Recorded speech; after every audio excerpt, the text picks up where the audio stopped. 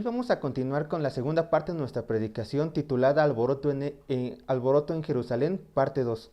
Hoy vamos a analizar desde Hechos capítulo 21, verso 27 al verso 36. Entonces, por favor, abran sus Biblias en Hechos capítulo 21, verso 27 al 36 para leer lo que dice la palabra de Dios en esta continuación. Dice así, Hechos capítulo 21, verso 27 al 36.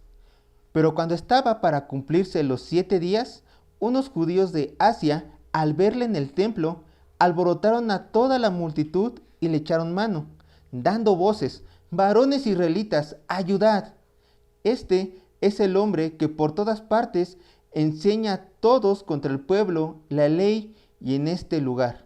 Y además de esto, ha metido a griegos en el templo y ha profanado este santo lugar, porque antes había visto con él en la ciudad a Trófimo de Éfeso, a quien pensaba que Pablo había metido en el templo. Así que toda la ciudad se conmovió y se agolpó el pueblo, y apoderándose de Pablo, la arrastraron fuera del templo e inmediatamente cerraron las puertas. Y procurando ellos matarle, se le avisó al tribuno de la compañía que toda la ciudad de Jerusalén estaba alborotada. Este, tomando luego soldados y centuriones, corrió a ellos, y cuando ellos vieron el tribuno y a los soldados, dejaron de golpearle a Pablo. Entonces, llegando el tribuno, le prendió y le mandó atar con 2 cadenas, y preguntó quién era y qué había hecho.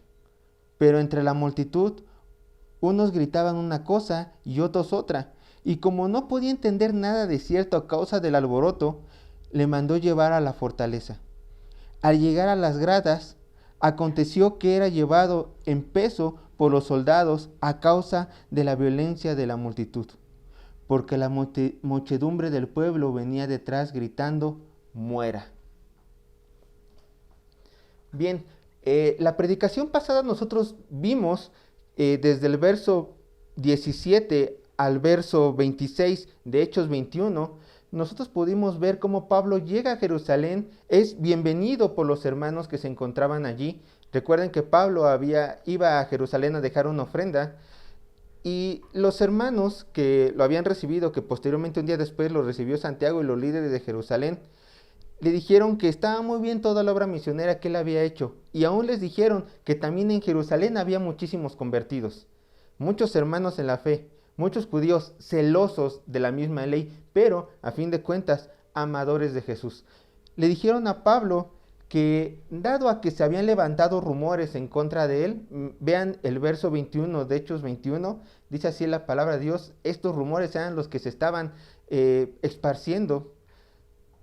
Dicen: enseñas a todos, refiriéndose a la enseñanza de Pablo, enseñas a todos los judíos que están entre los gentiles a apostatar de Moisés, diciéndoles que no circunciden a sus hijos ni observen las costumbres.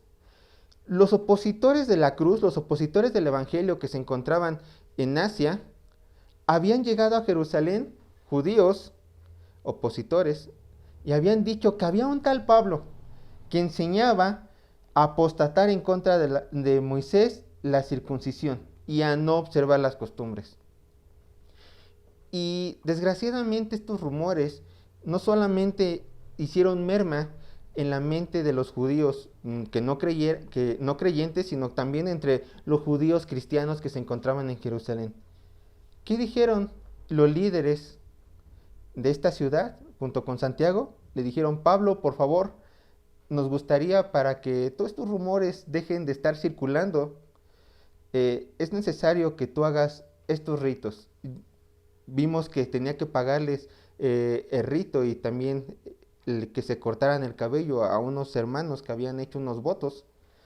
Entonces Pablo aceptó de buena gana. No hay razones en el texto para que nosotros leamos o entendamos que Pablo de mala gana haya intentado no hacerlo. Más bien, él, por amor a su prójimo y para no herir las conciencias de los judíos cristianos que estaban allí, él aceptó. ¿Qué era lo que buscaban los líderes cristianos de Jerusalén con esto? Bueno, de acuerdo con Matthew Henry, se buscaban 3 cosas. Primero, la multitud quedaría satisfecha. Ellos buscaban que todas estas personas que tenían una mala perspectiva de Pablo, al verlo hacer votos judíos de su tradición cultural, quedaran satisfechos. 2. Que el mismo Pablo quedara rehabilitado ante la multitud, que ahora vieran con buenos ojos al apóstol después de haber hecho este rito cultural. Y 3. Que los líderes de la iglesia se verían descargados de una grave preocupación. La preocupación de los líderes era de que su rebaño se exaltara y empezara a pecar en contra de su prójimo, en contra del apóstol Pablo. Y hicieran un alboroto, por supuesto. Pero, una vez entrando en contexto, por favor, ahora sí, vamos a nuestro texto principal, que es Hechos, capítulo 21, verso 27. Recuerden, vamos a ir verso por verso. Verso 27. Dice así la palabra de Dios. Pero cuando estaban para cumplirse los 7 días, unos judíos de Asia, al verle en el templo, aquí en Pablo, alborotaron a toda la multitud y le echaron mano. Ustedes solamente vean, este plan meticuloso hecho por los líderes de Jerusalén aparentemente no iba a tener fallas, solamente era en sus mentes: Pablo, queremos que vayas al templo, hagas votos, pagues los votos de estas personas y listo. Se acaba el asunto. Pero recuerden ustedes qué es lo que decía la palabra de Dios. Eran estos los planes de unos humanos, pero Dios tenía unos planes mucho más grandes que tampoco iban a ser opacados por los planes de estos hombres sabios, pero a fin de cuentas humanos. ¿Cuáles eran los planes de Dios para el apóstol entrando a Jerusalén? Vean conmigo Hechos capítulo 20, verso 22 y 23. Aquí vamos a ver cuáles eran los planes de Dios para el apóstol una vez entrando a Jerusalén. Hechos capítulo 20, verso 22 y 23. Dice así la palabra de Dios. Ahora, he aquí, ligado yo en espíritu, voy a Jerusalén sin saber lo que allá me ha de acontecer. Verso 23. Salvo que el Espíritu Santo por todas las ciudades me da testimonio diciendo que me esperan prisiones y tribulaciones. Era inevitable. El Espíritu Santo, Dios mismo le había dicho: Pablo, tú vas a padecer en mi nombre en Jerusalén. Te esperan prisiones y tribulaciones. Nada más. Entonces, no importaba ningún buen plan, que era bueno el plan de los líderes de Jerusalén, pero los planes de Dios por este plan de ellos no iba a ser opacado. El verso 27 también dice, lean conmigo Hechos capítulo 21, verso 27, dice: unos judíos de Asia, al verle en el templo, alborotaron a toda la multitud y le echaron mano. Y estos judíos de Asia, opositores al evangelio, por supuesto, opositores a la cruz, fueron el detonante que Dios ocupó para que Pablo comenzara con sus prisiones y tribulaciones allí en Jerusalén. Recordemos que en este momento toda Jerusalén se encontraba en una fiesta nacional. Había muchísimos judíos de todas partes del mundo, entre ellos judíos de Asia. Muy probablemente por haber identificado a un acompañante de Pablo, llegaremos a eso, eran judíos de Éfeso, muy probablemente, aunque no lo sabemos, pero algo sí es seguro, que muchas personas alrededor del mundo conocían la cara de Pablo, muy, muy seguro, entre ellos las personas que no estaban de acuerdo con el mensaje que él compartía. Entonces no es de extrañarse que había gente que entró al templo, lo vio y dijo: esta es la persona a la cual también en Éfeso se hizo una gran multitud. Entonces, estas personas, alborotando a la multitud, echaron mano de él. ¿Cuál fue el método? Podemos decir, ¿cuál fue el método para provocar esta multitud y hacer que todos ellos fueran en contra de un solo hombre? Prácticamente toda la ciudad. Dice el verso 28, Hechos capítulo 21, verso 28, dice: dando voces, estas personas, estos judíos, dando voces, dijeron: varones israelitas, ayudad.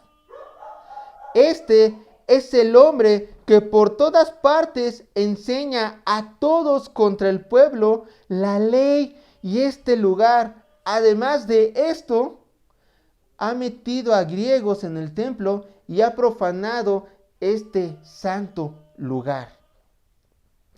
Debido a que estos hombres no tenían una razón sólida para acusar a Pablo, para que la multitud le echara mano, o ellos mismos podían, no sé, hacerle daño, incurrieron a las mentiras. Lo acusaron de 4 cosas, las repito: enseñar contra el pueblo, contra la ley, contra el templo, este lugar, dicen, e introducir un gentil en el templo. Y estas acusaciones nosotros vamos a verlas a la luz de las Escrituras para ver si Pablo realmente estaba en contra del pueblo, contra la ley, contra el templo y había introducido un gentil en ese lugar. Primero, enseña contra el pueblo. Fue la primera acusación. Los israelitas opositores de la cruz creían que Pablo se encontraba en contra del pueblo escogido de Dios, por tratar de encaminar al evangelio a toda su nación. Pero esto no habla de un odio del apóstol hacia estas personas, sino más bien, como nosotros lo sabemos hoy en día a la luz de toda la revelación bíblica, el presentar el evangelio a un conocido, a un allegado, a un paisano, como decimos aquí en México, o sea, a alguien de nuestra nación, es una muestra de gran amor y afecto. No hay fundamentos para creer que Pablo estuviera en contra de su propio pueblo, en contra de su propia gente. Y hay un verso muy importante que habla de esto, que habla del gran amor de Pablo hacia su nación. Vean por favor Romanos capítulo 9, verso 1 al 5. Romanos capítulo 9, verso 1 al 5, dice esto el apóstol con respecto a su nación. Dice así la palabra de Dios: verdad digo en Cristo, no miento, y mi conciencia me da testimonio en el Espíritu Santo, que tengo gran tristeza en continuo dolor en mi corazón. Detengámonos aquí. Pablo realmente está poniendo a Cristo como testigo y está diciendo que esto es algo que realmente está en su mente y en su corazón. Él en las siguientes palabras, en el verso 3 y en el verso 5, no va a mentir. Él está diciendo: esto es lo que realmente yo tengo en mi corazón y se los quiero externar, y tengo a Dios como testigo. Escúchenme y tomen por verdad lo que estoy a punto de decir. Verso 3, Romanos 9, dice así: porque deseara yo mismo ser anatema, maldito, porque deseara yo mismo ser anatema, separado de Cristo, por amor a mis hermanos, los que son mis parientes según la carne, que son israelitas, de los cuales son la adopción, la gloria, el pacto, la promulgación de la ley, el culto y las promesas, de quienes son los patriarcas y de los cuales, según la carne, vino Cristo, el cual es Dios sobre todas las cosas, bendito por los siglos. Amén. Entonces, como podemos ver de acuerdo al texto, Pablo en ningún momento menosprecia su nación. Al contrario, él dice: si en el hipotético caso, en el imposible caso, yo pudiera dar la vida por todas las personas de mi nación, que sabemos a la luz de la revelación no se puede, o sea, ningún ser humano puede dar la vida por otro ser humano para que el otro sea salvo, solamente un hombre, Cristo, 100% hombre, 100% Dios. Solamente su vida de él sí valía por toda la vida de todos sus escogidos. Pero eso, centrándonos en un simple hombre, aunque haya sido un apóstol, Pablo, él dice: si en el hipotético caso yo pudiera dar la vida por todos de mi nación, la daría así yo me fuera al infierno, así yo fuera anatema, así yo fuera maldito. Este es un gran amor, dar la vida por sus hermanos. Y aún así, él dice: de los cuales el pueblo de Israel es la adopción, la gloria, el pacto, la promulgación de la ley, todas cosas dadas por Dios. De ellos mismos nació el Mesías. Él no estaba echando para abajo nada de la historia judía. Al contrario, lo que estaba haciendo Pablo era en este verso poner en su lugar al pueblo de Israel que Dios le había dado. Pero los israelitas, por supuesto que no lo veían así. Ellos pensaban que Pablo, lejos de poner a la nación de Israel en alto, la menospreciaban con esta nueva enseñanza de Cristo. Pero bueno, como hemos visto, esta acusación es falsa. Pablo realmente amaba al pueblo de Israel contra la ley, que sería la segunda acusación. Bueno, si nosotros leemos el Antiguo Testamento, veremos que la salvación se les promete a los israelitas si ellos cumplen 100% la ley de Dios. 100%, toda su vida, en todo momento. A ellos se les promete así la salvación en el Antiguo Testamento. Pero, humanamente hablando, esto es totalmente imposible. Ningún ser humano, sea de la nación de Israel o de cualquier otro país, ningún ser humano puede cumplir con la ley 100%. Todos llegamos a un momento que pecamos. Y aún dice el salmista que desde el vientre somos pecadores nosotros. En pecado hemos nacido, dice el salmista. Entonces, ¿qué se requiere? Bueno, la intervención de Dios es lo que se necesita para que el hombre pueda llegar a ser salvo. Vean, tuvo que venir Jesucristo, quien es 100% hombre y 100% Dios, para cumplir totalmente la ley. Él sí pudo. Nosotros jamás íbamos a poder, pero Él sí pudo cumplir 100% la ley para darnos a nosotros salvación. Vean lo que dice Mateo capítulo 5, verso 17. Mateo capítulo 5, verso 17, Jesús dijo estas palabras: no penséis que he venido para abrogar la ley o los profetas. No he venido para abrogar, sino para cumplir. Jesucristo vino a cumplir la ley con su vida perfecta, con su santidad perfecta. Y esto a favor de nosotros.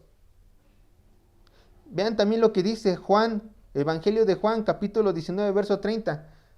Cuando Jesús hubo tomado el vinagre, dijo: consumado es. Y habiendo inclinado la cabeza, entregó el Espíritu. Cuando Jesús dijo en la cruz: consumado es, y murió, nuestro Señor cumplió en nuestro lugar los mandatos de la ley. La vida perfecta que nosotros tuvimos que haber vivido, Él la vivió. La muerte dolorosa y apartada de Dios que nosotros tuvimos que haber sufrido, Él la sufrió. Consumado es. Él cumplió todos los requisitos de la ley de Dios en su totalidad para que nosotros fuéramos libres de ese gran yugo. Siendo la salvación ahora no por obras de la ley, porque Cristo ya la cumplió, sino por la gracia, por medio de la fe en Cristo Jesús. Y Pablo no se cansa de exponer esta verdad.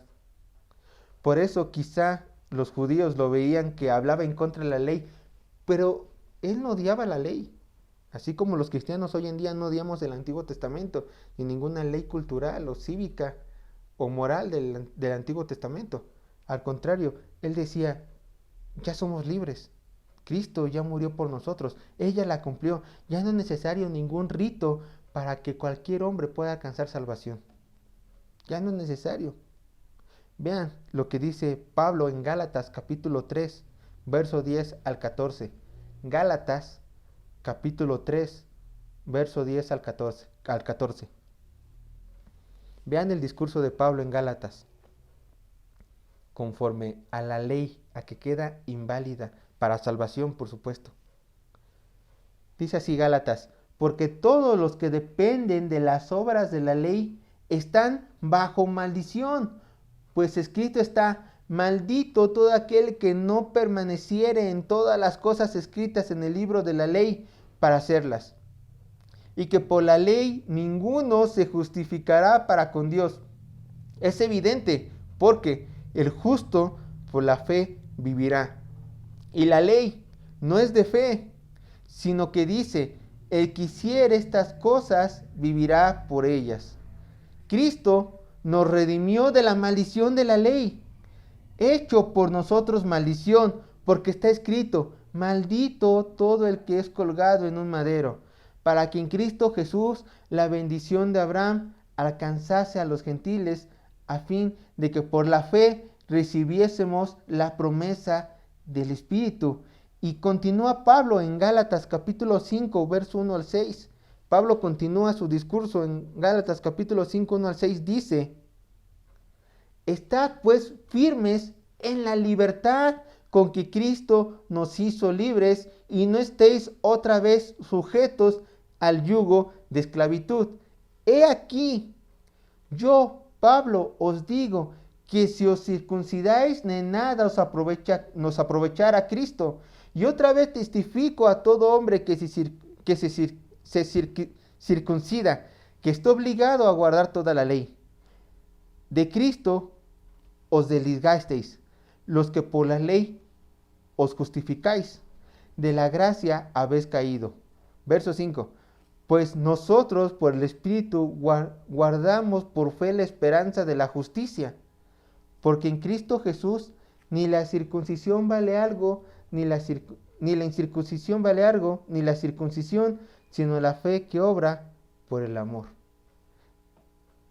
Entonces, la conclusión de Pablo es contundente. La ley no salva a nadie. Él puso el ejemplo de la circuncisión. El hecho de que un hombre se circuncide para seguir la ley no lo hace más santo ni menos santo. La ley no salva a nadie. Ningún rito judío salva. Ningún rito judío salva. Y esto no es estar en contra de la ley de Moisés, sino es mostrar la obra de libertad de Cristo Jesús que Él hizo en la cruz. Esto es mostrar la verdad, esto es mostrar la libertad.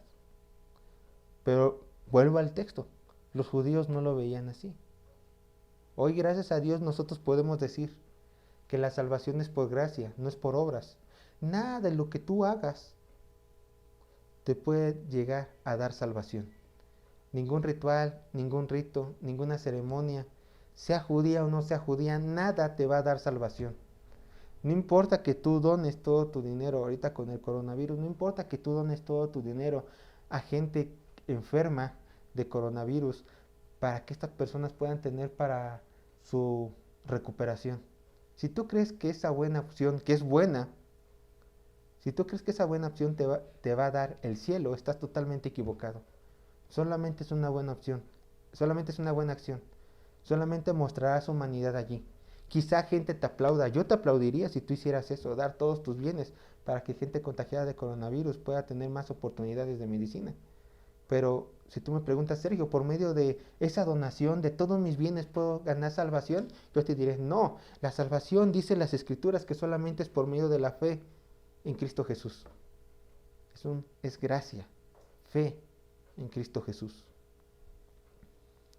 Pero quizá alguno de ustedes me dirá, bueno, Sergio, ahorita me estás hablando de las leyes de rito, las leyes jurídicas, pero si Cristo nos hizo ya libres de la ley, ¿también nos ha hecho exentos de cumplir la ley moral de Dios?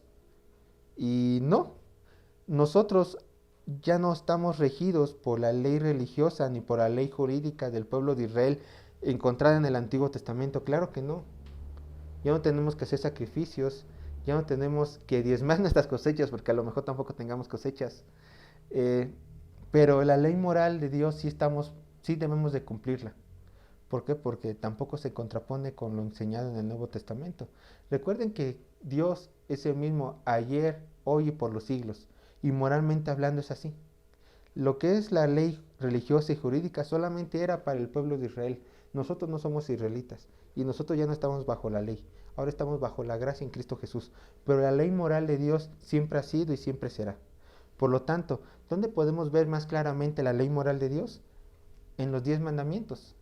Ahí los podemos encontrar y vemos que no desentonan los 10 mandamientos que se encuentran en Éxodo capítulo 20. Estos 10 mandamientos no desentonan con las enseñanzas del Nuevo Testamento. Entonces, sí hay que cumplir la ley moral de Dios. La tercera acusación fue contra el lugar, contra este lugar, dice el texto, o sea, contra el templo. Y para los judíos, el el templo era muy importante ya que simbolizaba la presencia de Dios en su pueblo. Y si nosotros vemos a través de las escrituras, cada vez que querían acusar a alguien de muerte, le inventaban que esta persona había hablado en contra del templo. Vean como por ejemplo Hechos capítulo 6, verso 13 al 14. Vean lo que dice. Si ustedes recuerdan, aquí es cuando Esteban es acusado, el primer mártir de la iglesia. Hechos capítulo 6, verso 13 al 14. Y también se le acusa que habló en contra del templo. Vean lo que dice de él. Y pusieron testigos falsos que decían, este hombre, hablando de Esteban, este hombre no cesa de hablar palabras blasfemas contra este lugar santo y contra la ley. Pues le hemos oído decir que ese Jesús de Nazaret destruirá este lugar, refiriéndose al templo, y cambiará las costumbres que nos dio Moisés. Entonces ya ven, es una acusación que cada vez que querían matar a alguien, un cierto grupo de judíos siempre decían, este hombre está hablando en contra de la ley y está hablando en contra del templo. ¿Qué provocaba en un espíritu religioso judío de aquel entonces? Pues provocaba odio. Bueno, estos judíos de Asia sabían que si querían matar a Pablo tenían que inventar que blasfemaba en contra de la ley y contra el templo. Y la última acusación que se dice es introducir a un gentil al templo. Vamos a Hechos capítulo 21, verso 29. Vean lo que dice. Hechos capítulo 21, verso 29. En el verso 28 dice esto, dando voces, varones israelitas, ayudad, este es el hombre que por todas partes enseña a todos contra el pueblo, la ley y este lugar, y además de esto ha metido a griegos en el templo y ha profanado este santo lugar. Verso 29, porque antes habían visto con él en la ciudad a Trófimo de Éfeso, a quien pensaban que Pablo había metido en el templo. Escuchan lo que dice Lucas, autor de Hechos, a quien pensaban que Pablo había metido en el templo. Habían visto a Pablo con Trófimo. Y recuerden que a la luz de la cultura judía de aquel entonces era aborrecible que prácticamente un israelita, siendo Pablo el israelita, estuviera con un gentil, se relacionara con un gentil. Era abominable para ellos. Entonces ellos los vieron a estos dos hombres caminar y dijeron, seguro lo va a meter al templo, inventando cosas en su cabeza. Pero obviamente Pablo no lo iba a meter al templo, obviamente no. Sino que estas personas querían buscar un pretexto para matarle. ¿Y qué mejor pretexto que decir que había metido a un gentil al templo? De hecho, en tiempos de Pablo, meter a un gentil que un gentil se metiera al templo, o por su propia voluntad, o que un israelita metiera a un gentil al templo, era caso de muerte. Los romanos le habían dado esta autoridad al pueblo de Israel en decirles, si cualquier persona ajena a ustedes judíos se mete al templo, usted tiene derecho de matarle. Vean, este comentario lo encontramos en el libro Hechos de los Apóstoles, introducción, comentarios y notas. Dice así, de acuerdo con este libro, que afuera, a la vista de todos del templo, se encontraba esta descripción. Cito, ningún extranjero debe entrar dentro de la barricada que rodea el templo y su recinto. Cualquiera que sea visto transgrediendo será personalmente responsable de la muerte que le sobrevendrá. Entonces era una acusación de muerte lo que le estaban haciendo a Pablo. Hechos, capítulo 21, verso 30. Hechos, capítulo 21, verso 30, dice así la palabra de Dios. Así que toda la ciudad se conmovió y se agolpó el pueblo, y apoderándose de Pablo, la arrastraron fuera del templo e inmediatamente cerraron las puertas. Ustedes vean el grado de religiosidad que tenía esta gente, ya que sin estudiar el tema, sin ni siquiera ver si era cierto que las personas que acompañaban a Pablo eran gentiles o que Pablo anteriormente había metido a un gentil al templo. Estas personas simplemente por su religiosidad dijeron, vamos a matarle sin tener ninguna prueba de ello. Solamente agarraron a este pobre hombre, justo, y ya querían matarlo. Pero ustedes noten cómo dice el texto, que se le cerraron las puertas. Este solamente es como un dato curioso. Eh, los sacerdotes del templo sabían, dadas las acusaciones que habían escuchado de Pablo, que Pablo ya no iba a salir vivo de eso. Entonces, para no profanar el templo de Dios, decidieron cerrar las puertas tras de él. Quizás no iban a profanar el templo de Dios en construcción, hecho por cosas materiales, pero sin duda estos hombres se iban a profanar el templo de Dios que era Pablo. Recordemos ahora que todos los creyentes somos templos del Espíritu Santo, templos de Dios mismo. Y este templo, el cuerpo de Pablo, sí iba a ser profanado, sí iba a ser dañado por la rabia de unos hombres por no querer entender que el Mesías ya había llegado y que ofrecía salvación gratuita por solo medio de la fe en Cristo Jesús. Sigamos con nuestros textos. Dice, verso 31, y procurando ellos matarle, se le avisó al tribuno de la compañía que toda la ciudad de Jerusalén estaba alborotada. Estas personas, estos judíos de Asia, supieron realmente cómo hacerle daño a Pablo. Sabían que dadas las festividades, la gente iba a estar mucho más sensible ante cualquier ofensa hecha al templo, contra su ley, además.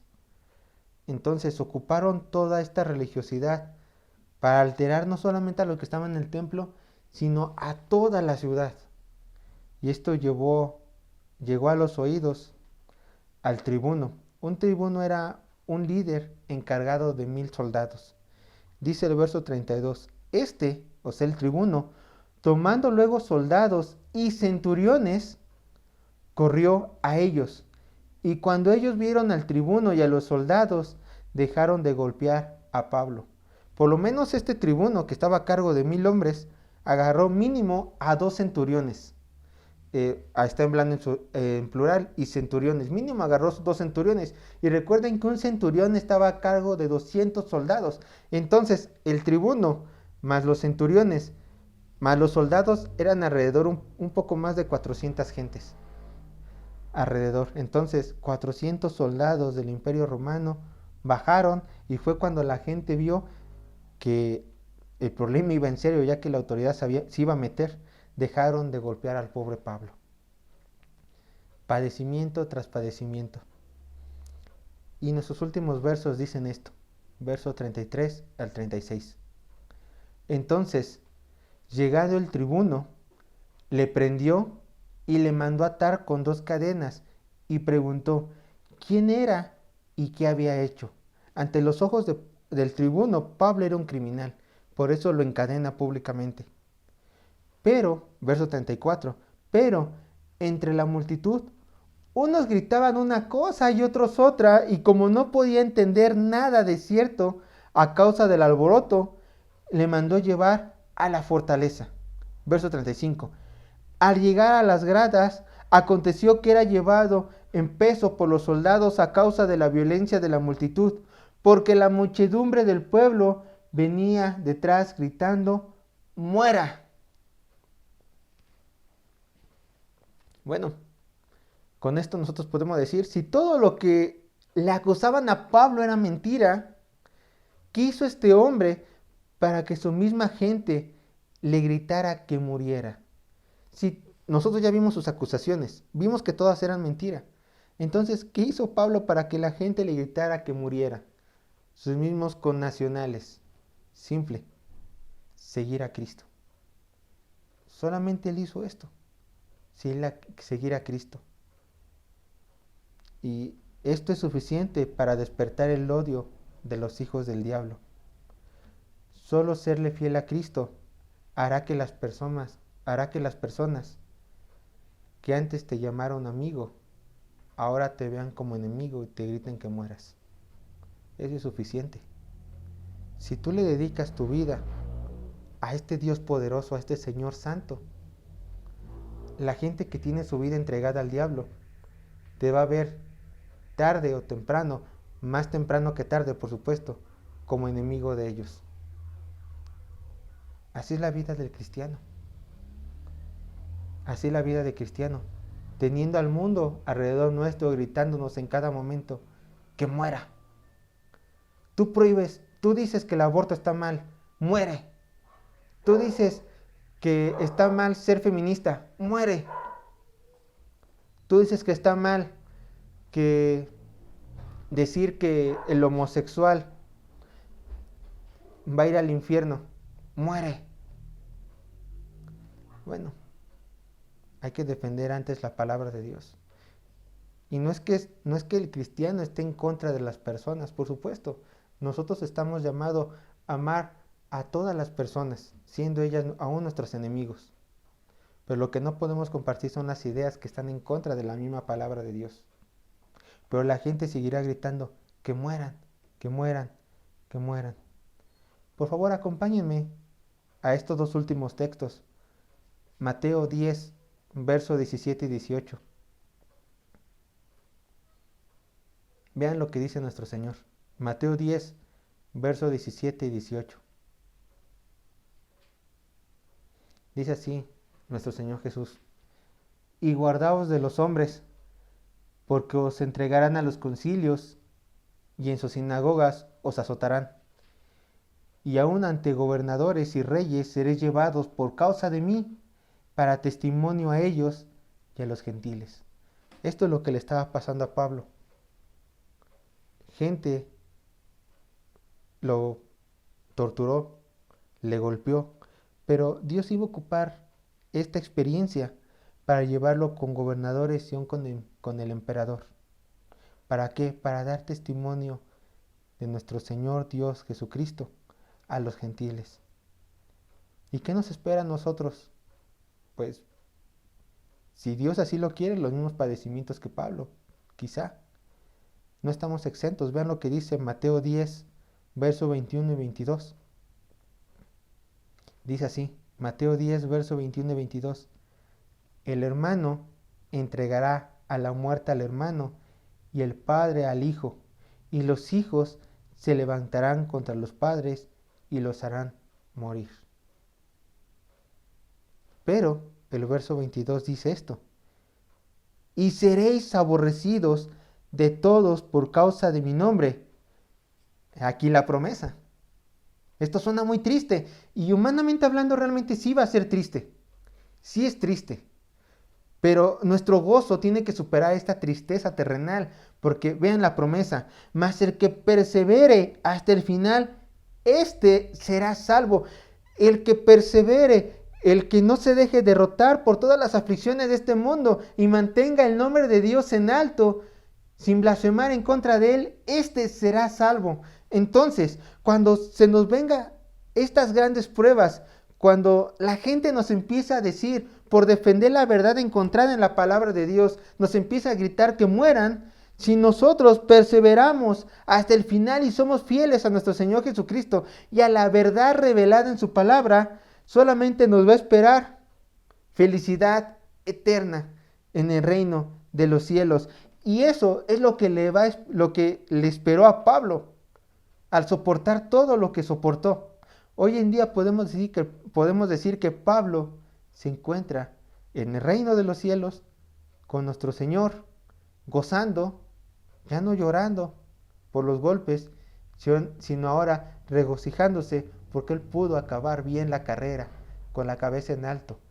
Y así nosotros tenemos que rogar a Dios: Señor, si es necesario que yo padezca a causa de tu nombre, como lo hizo Pablo, si es necesario que la gente mienta para hacerme daño por causa de tu nombre, que así sea, Padre. Solamente dame fuerza para que yo pueda perseverar hasta el final. Gloria a Dios.